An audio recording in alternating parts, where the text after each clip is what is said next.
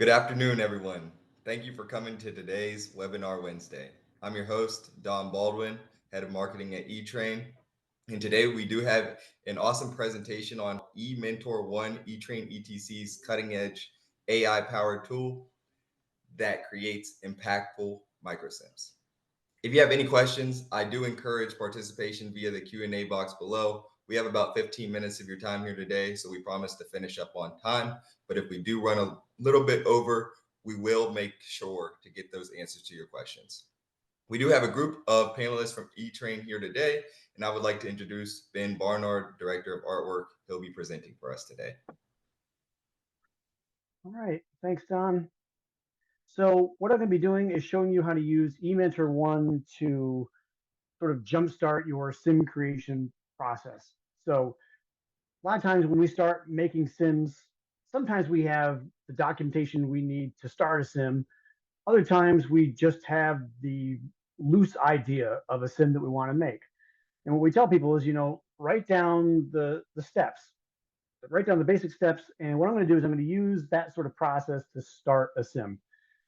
So I'm going to go to eMentor1, and what I'm going to be doing is just showing a few steps of making cookies. And the reason I'm doing that is because our software is agnostic. It doesn't matter what your subject is. If you have images or video, you can turn it into a simulation. So I'm going to start in eMentor1. I go into here into the tools, and it's going to be asking me for my instructions. And like I said, I'm just going to use a couple of really basic instructions to get this started. So you can see here on screen, hiding this out here. So we have select the butter, select the sugar, put the butter and the sugar in a bowl, and mix the butter and the sugar. So just a couple of really basic steps to get things started. I'm not worried about how I'm writing this as much as I'm just worried about getting the basics of each step that I want written down for the AI to process. And I'm going to click send. And it's going to take a little bit to process. And what I'm going to do next is I'm going to take a look at my pre-training that it creates for me. And then I'm going to grab an image. So here I have the pre-training. And it's created some basic pages for me. I'm going to leave them as they are. And what I'm going to do when I'm done here with eMentor1 processing this, I'm going to bring it into pro mode so I can edit it further and really get into the sim creation process. But I'm going to use eMentor1 to get me started. So I have my pre-training pages here. I'm just going to leave them as they are. Click continue. And it's going to ask me for an image. Now, the AI doesn't really care what image I use to get it started. So if I have an idea for a sim, but I don't really have an idea of the images I want to use just yet, that's fine. You can give it really anything and it'll make the sim. And I'll show you what I mean. So I'm going to go to browse. I already have a nice little placeholder image here. It says placeholder. Very clever, I know. So I have that on screen. I'm just going to crop it. And what I need to do is add one highlight to it. And this is just the anchor for the AI to attach the choices to. So we make our sims, the users click on something, they make their choices. This is the anchor for those choices. I'm just going to click add new, and I'm just going to name it placeholder. I'm going to decide what to do with it once I get into pro mode. Name it placeholder. I'm going to save that, save it again. It's going to take just a second to save it to the library. And then I can select it out of the library and click save. And continue. So there's my image. It's loaded into the tools. And now it's created my clicks for me. And I can go through and look at all this, but really I'm just going to edit what it creates over in pro mode. So I've saved, I've continued. Basically, the sim is done. What I'm going to do is I'm going to go right into pro mode and take a look at what it has. So it created an assessment for me. I'm just going to ignore that for now. I'm going to go to encounter one and take a look at my states here. So I've created 4 states. I'm going to open up the clicks. And here in state 1, first thing I'm going to do is select the butter. Then I'm going to select the sugar in state 2. Then put the butter and the sugar in the bowl in state 3. And then in state 4, I'm going to be mixing the butter and the sugar. Now this one's interesting because it's given me 1 correct choice and then 3 incorrect choices. And they seem to be some sort of variation of mix the butter and the sugar. I'm going to actually use that a little bit later on when I talk about editing this stuff. So it's not useless, even though it's not exactly what I might have wanted to use. But again, we're just jumpstarting the creation process. So I'm going to use this, the clicks that it's made to get me started. So here in this first state, we select the butter. Now, if I'm baking something, I probably want to have an image start things off as the background, an image that has all of my ingredients. So I'm going to start there. I'm going to select my state, go to edit background, and I'm going to update the image. And if I was doing this in practice, I would have let the AI process, see what it's done, and then I would have gone out to take my photos.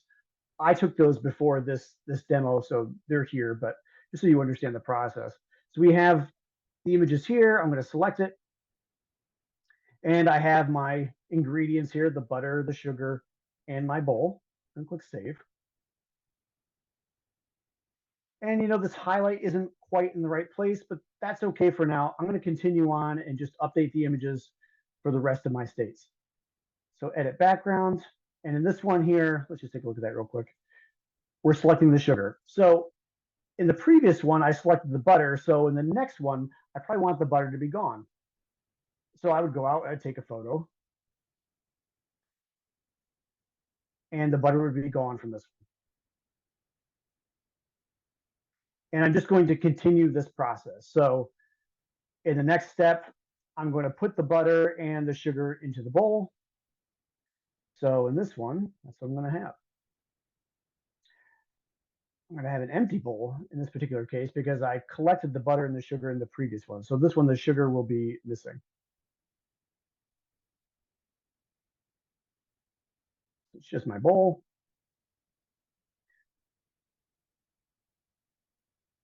And then in the next one, mix the butter and the sugar. So to start, the butter and the sugar should be in the bowl together. So I'm going to go to edit background.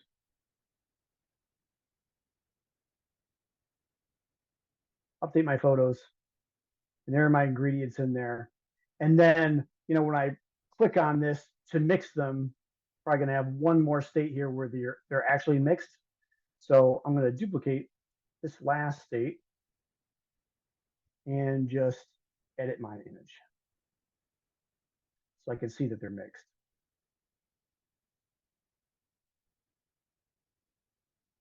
And we can look at this. So we have state 1, we have our ingredients. I collect the butter, butter's gone. State 2, I collect the sugar. Then I have my bowl. I select the bowl, I'm going to mix them, or I'm going to add them to the bowl, and there they are. And then in this one, I'm going to click it and mix them, and they would be mixed. And I mean, I could preview it right now, but before I do that just yet, I'm going to edit the highlight, just get them in the right place. So I'm going to select the highlight, edit highlight, move it over and change its color so it's a little bit more visible here. And make sure it's not placeholder anymore, but butter. Then go to the next one, grab that highlight, move it into place, and just make sure it's named correctly. And I'm going to grab this highlight, maybe move it over here, and again, rename it. Do that one more time here.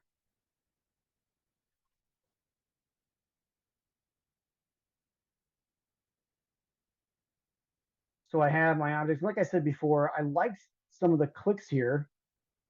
So maybe I wanted to stir instead of mix. Well, I can just select it. So I'm going to make that one the correct one. And then just delete the one I had before. So we have a lot of options here for how you edit things once you get it into pro mode. In addition, we have our feedback. I can edit this as well.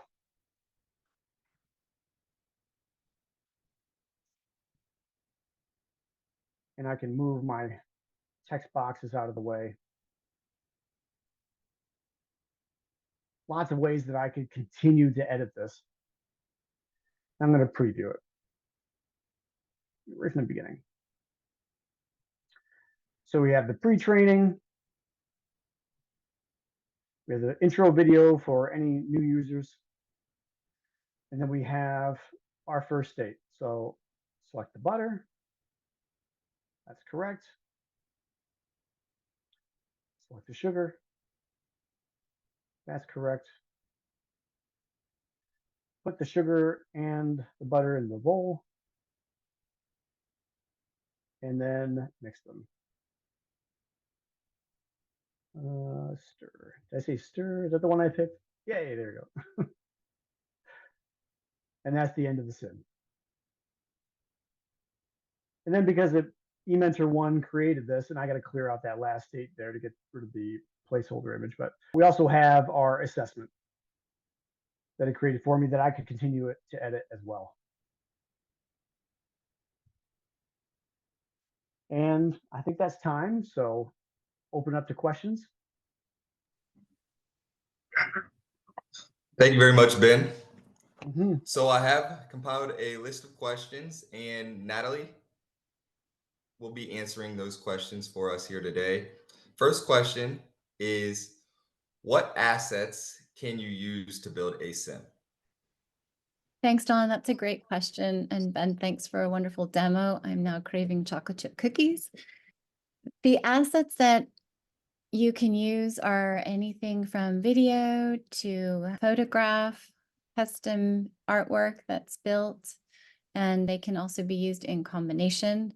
They can be used as the background scenes that you see here that Ben has built, and also within the display tips for remediation. You can populate those with text, images, and videos so that when your learners make an incorrect choice, they're remediated on the spot, or you can offer additional knowledge when they do complete the step correctly. Awesome. Next question is, what do learners see at the end of a sim? Another great question. When Ben finished previewing his sim, you were able to see a data debrief. That is what the learner sees when they complete their steps. In this scenario, Ben just skipped straight to the end for me. Thank you. So you can see that all steps were skipped, so all were marked incorrectly. However, if a learner selected a correct choice, it would be a green check. And that would be for the interaction questions. Below that, you could also see the more traditional quiz knowledge questions. And at the end, you would see a 4-quadrant grid where they would land depending on their choices being correct or incorrect choices, which would be, are they knowledgeable or not? And also the learner is asked to assess if they have low or high confidence in their decision. That will place them on the 4-quadrant grid. Ideally, we'd like everybody to be in the confident area in the upper right, where they are both knowledgeable and confident. In this case, this is an excellent example where the red dot is in the cognitive bias area, where the learner was confident, but they were not knowledgeable. We really want to remediate those folks and pull them over into the confident area. And the 2 scenarios at the bottom, unprepared, which would be not confident, not knowledgeable, and competent, where we need to boost their confidence because they do have the knowledge. Fantastic. Thank you very much, Natalie. And thanks again, Ben. And we're almost at about time. So I do encourage all attendees to come to next week's webinar. And should you have any outstanding questions, feel free to contact us. We do encourage you to contact us via the website at eTrainETC.com. Please reach out to schedule a demo. I will be sending out a follow-up email where you can just reach out to me or click the link in there. As well as, if you do miss a webinar Wednesday in the future, feel free to see those on our website, again at eTrainETC.com, or they are recorded and posted to our YouTube channel, eTrainETC. And if you found this particularly interesting, I do encourage you to go check out last week's webinar. Thanks again, everyone. We'll see you next week.